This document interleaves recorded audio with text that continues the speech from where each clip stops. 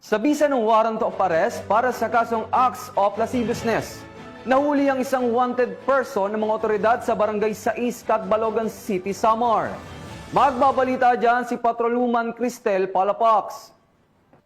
Ng mga otoridad ang isang lalaking wanted person na may kasong acts of lasciviousness sa Barangay 6, Catbalogan City, Samar. Bandang alas 7 ng gabi nang maaresto ang akusado ng mga tauhan ng 802nd Maneuver Company, Regional Mobile Force Battalion 8 sa koordinasyon sa Catbalogan City Police Station sa bisa ng warrant of arrest para sa kasong acts of lasciviousness na may nirekomendang piyansa na 36,000 pesos para sa pansamantalang kalayaan. Ang akusado ay dinala sa Catbalogan CPS para sa kaukulang dokumentasyon at tamang disposisyon. Patunay lamang na ang pambansang pulisya ay hindi nagpapabaya sa kanilang sinumpaang tungkulin na huliin ang mga taong tiwalag sa batas upang mapanatiling ligtas ang komunidad nang sa gayon may patupad ang kapayapaan ng bansa para sa ligtas at maunlad na bagong Pilipinas.